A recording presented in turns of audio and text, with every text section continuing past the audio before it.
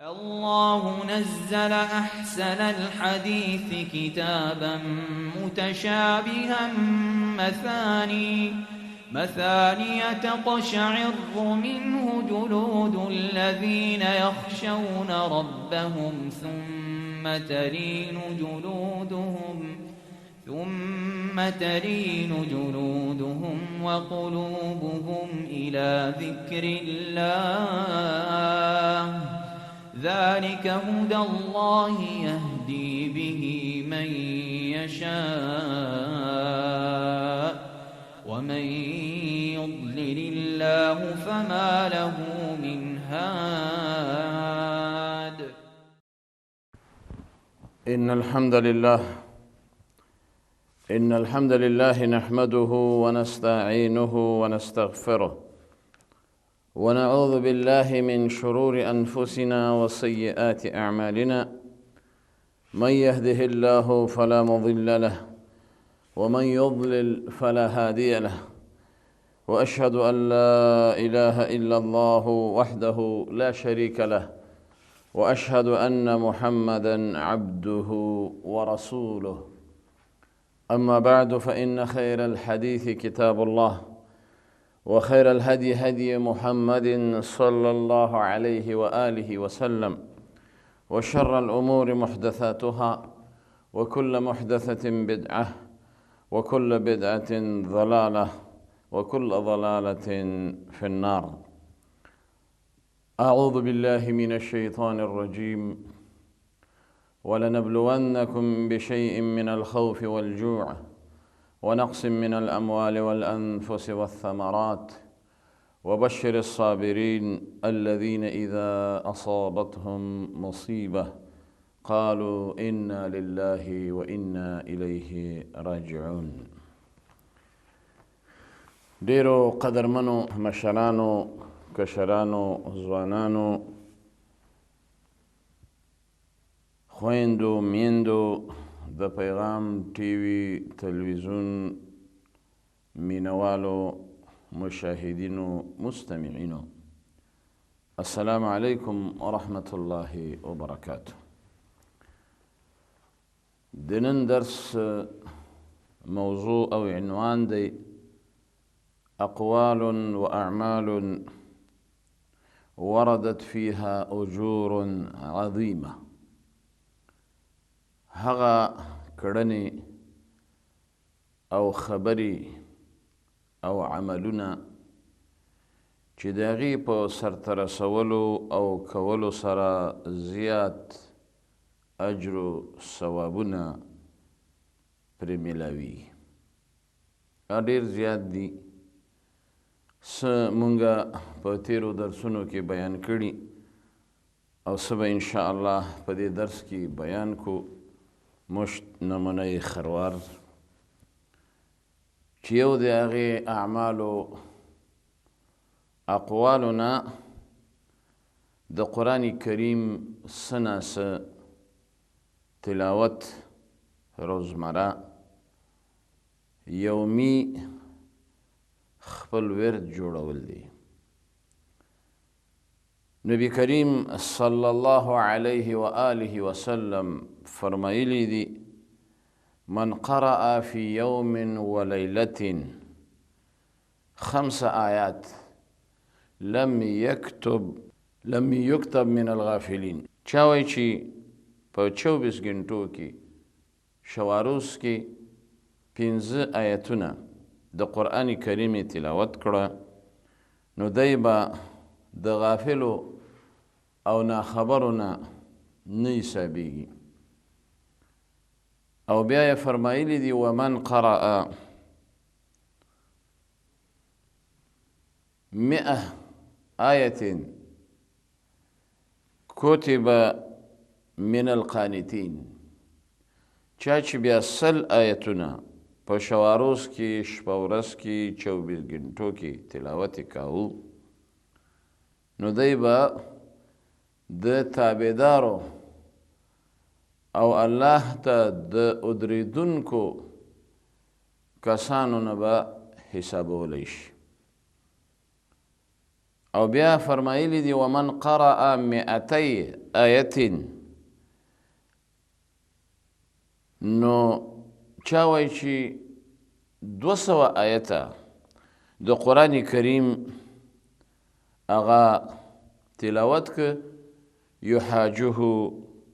القرآن یوم القیامه د ده دپاره به قرآن کریم احتجاج کوي او قرآن کریم به شفاعت کوي او قرآن کریم به سپارښتنه کوي او بیا فرمایلی دی ومن قرأ 500 او بیا چا که ورځ کې 500 آیتونه تلاوت که کتب له قنطار من الاخره نو ده لره به ولیکلی شي په قیامت کې هغه خزانې د اجرونو ثوابونو نو دې نه معلومه شوه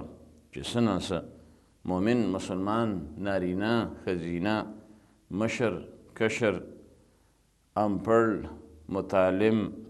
استاذ عالم عامی هغه باید د قرآن کریم تلاوت څه نه څه وکړي سپاره نیمه سپاره پاو 2 صفحې یوه پاڼه ډېر اجرونه او ثوابونه دي بل یو لوی عمل چې اجر پرې ډېر زیات مرتبیږي هغه د صورت اخلاص چې قل هو شریف ورته وایي د هغې تلاوت کول ځکه نبی کریم صلی الله علیه وسلم فرمایلی دي من قرأ قل هو الله احد 10 مرات بنى الله له بیتا فی الجنه چا چې 10 کرته صورت فاتحه اخلاص په یقین سره په احتساب سره تلاوت که 10 کرته الله سبحانه وتعالی به دله په جنت کې بنگله قصر او کور جوړ کی په بل روایت کې راځي چې قل هو الله احد ثلث القرآن چا چې صورت قل هو شریف دا تلاوتاو دا داسې دی لکه د قرآن کریم 3 برخه چې 10 سپارې تلاوت کړي بل په اعمالو کې لوی عمل چې په ظاهره موږ ته وړوکی ښکاري اجر و ثواب نتیجه ډېره عظیمه ده چې هغه د اذان متابعت دی یا په بل تعبیر د اذان ورکوونکي جواب دی د دې وجې نه د هغې نه بیا وروسته دعا کول دي حدیث کې راځي من قال حين يسمع النداء چا چې کله دا خبره واورېده د اذان دغه در غوږو ورسېده او بیا دا دعا وویلې چې اللهم رب هذه الدعوة التامة والصلاة القائمة آت محمدا الوسيلة والفضيلة وابعثه مقاما محمودا الذي وعدته حلت له شفاعتي يوم القيامة د دپاره زما شفاعت جایز شو مشروع شو حلال شو چې د اذان هغه جواب ورکي او بیا دقه دعا مختصره چې په حدیث کې ثابته ده دا ووایي بعضې خلک اذان کوي مخکې ترې صلات و سلام وایي او بیا وروسته دغه دعا په جهر وایي جهر ضروري نه ده او نه مسنون عمل دی بلکې ځان سره دی ووایي بل د اعمالو نه لوی عمل هغه تکبیر تحریمه سره منځ کول په جماعت تکبیر اولا ورته وایي چې کله دی جمع ته حاضریږي تکبیر اولا سره دی په جماعت سره منځ وکړي نو حدیث کې راځي من صلی یو چا منځ وکړه لله 40 یوما 40 ورځې منځ په جماعت سره د تکبیر اولا په راګیرولو سره فی جماعت یدرکو التکبیرة الاولا چې دی تکبیر تحریمه او تکبیر اولا هغه دی رالاندې کی ادا کی د امام سره نو الله سبحانه وتعالی دله 2 پروانې ورکي کتب له براءتان کتبت له براءتان 2 پروانې ورکي 2 داسې خصلته او لوی خبرې دي چې یو پکې هغه دا ده چې د نفاق نه براءت من النفاق چې دی به د نفاق نه بری وي بیزاره به منافق به نه او دویم براءت من النار د جهنم نه د ازادي د څومره لوی خبره چې منافق نه حسابېږي او منافق نه ګڼلی کېږي او دارنګه جهنم ته پرې نه داخلېږي دارنګه نور داسې ډېر ښایسته اعمال دي زموږ په دین کې چې هغه ادا کولې په ظاهره کې لږ وخت پې لګېږي معمولي موږ ته ښکاري خو اجر و ثواب لوی دی عظیم دی د دې وجې نه یو د هغې نه مثلا د سهار 2 رکاته سنت لمونځ کول دا چې چا وکړه او بیا حدیث کې راځي چې چا د سهار سنت 2 رکاته مخکې وکړه او بیا 2 رکاته فرض دا یې وکړه نو رکعت الفجر خیر من الدنیا وما فیها د دنیا او څه چې په دنیا کې دي دا 2 رکاته دا ترې غوره او بهتر دي په بل روایت کې راځي من صلى الصبح چا چې د سهار منځ وکړه فهو فی ذمة الله دا د الله په ذمواري کې د الله سبحانه وتعالی په حفاظت کې وي د الله سبحانه وتعالی په نگرانۍ کې وي په 2 رکعته لمونځ د سهار الله اکبر نن سبا هر سړی تشویش لري کور نه وځي چې بېګا به زه روغ جوړ راځم نه به راځم لیکن چې سهار مونځ یې کړي او بیا یې په جمع کړي او بیا یې د تکبیر اولا سره په جماعت کړي او 2 رکعته سنت هم ادا کړي نو دا د الله په حفاظت کې به ټوله ورځ بل د اعمالو نه یو لوی عمل هغه دا دی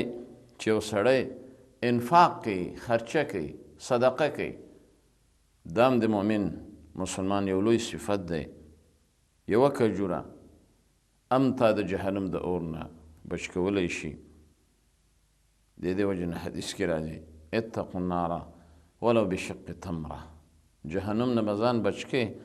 ولو که د کجورې یوه ټوکړه حصه هم وي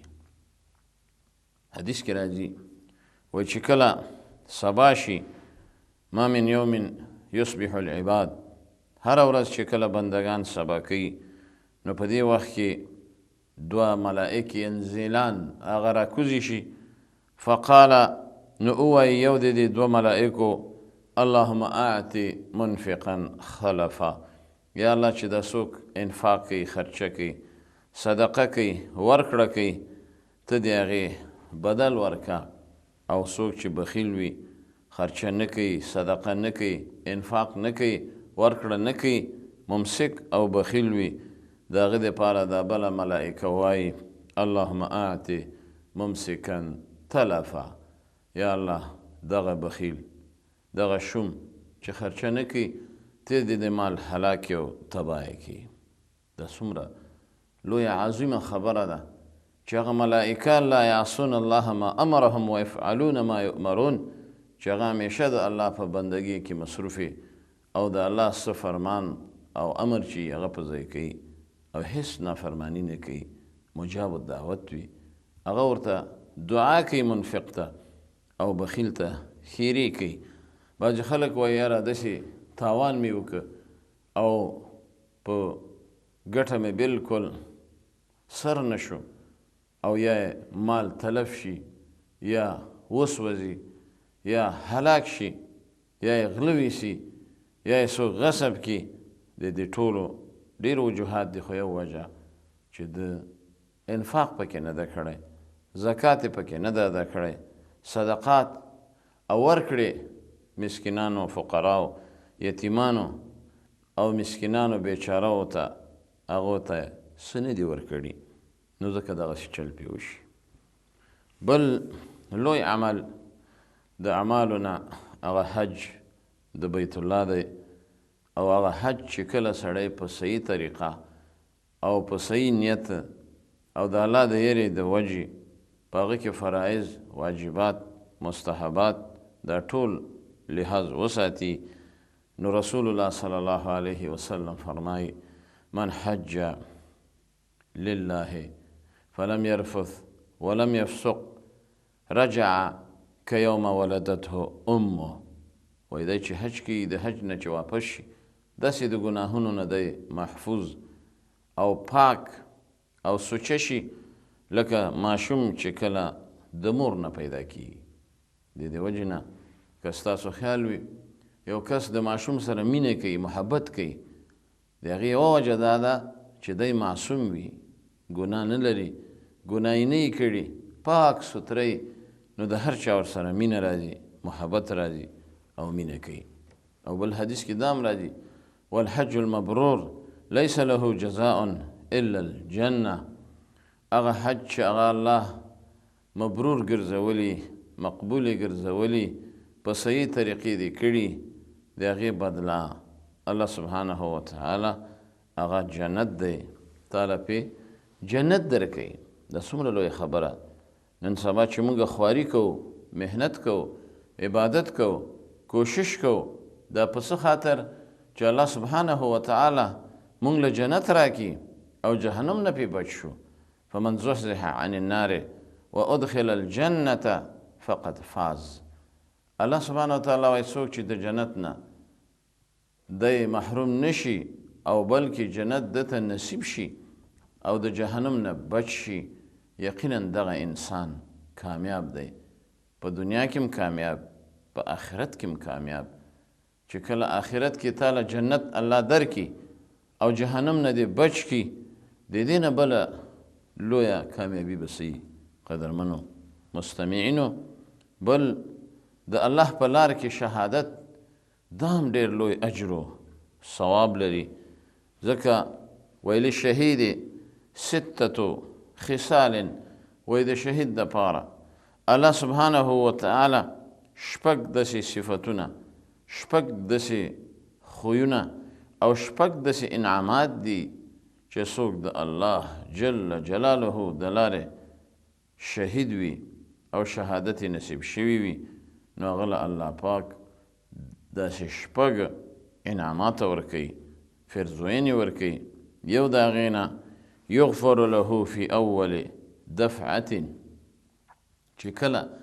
دی د دشمن د طرفه په شهادت رسیږي، اول قطرې وینې سره ټول ګناهونه معاف شي. الله اکبر، دا څومره لویه خبره. ویرى مقعده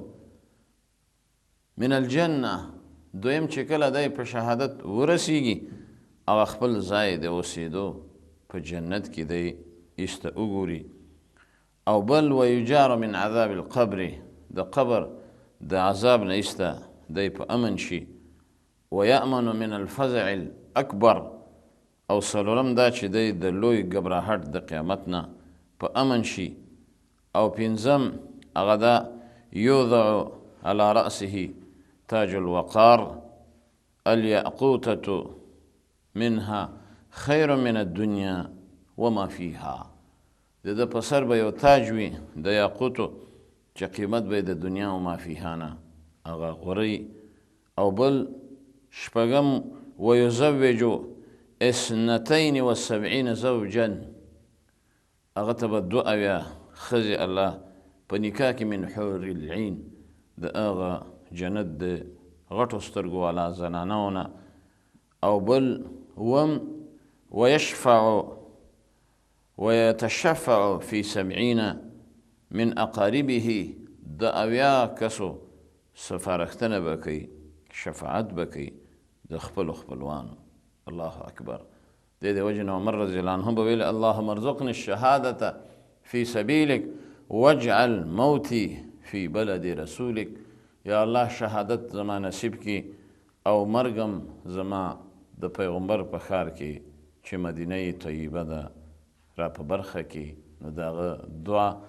الله جل شانه قبوله کړه، مرګ یې ورکړه په مدینه کې، شهادت یې ورنصیب کړه. الله سبحانه وتعالی دې په دې خبرو ماته او تاسو ټولو ته یقین نصیب کړي او الله دې مرګ چې موږ ته راځي نو ښکلی مرګ د شهادت دی، دا دې زموږ او ستاسو الله نصیب کړي.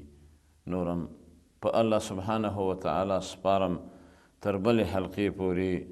الله حافظ. والسلام عليكم ورحمة الله وبركاته.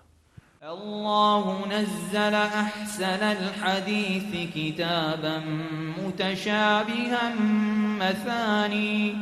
مثاني تقشعر منه جلود الذين يخشون ربهم ثم تلين جلودهم وقلوبهم إلى ذكر الله ذلك هدى الله يهدي به من يشاء ومن يضلل الله فما له من هاد.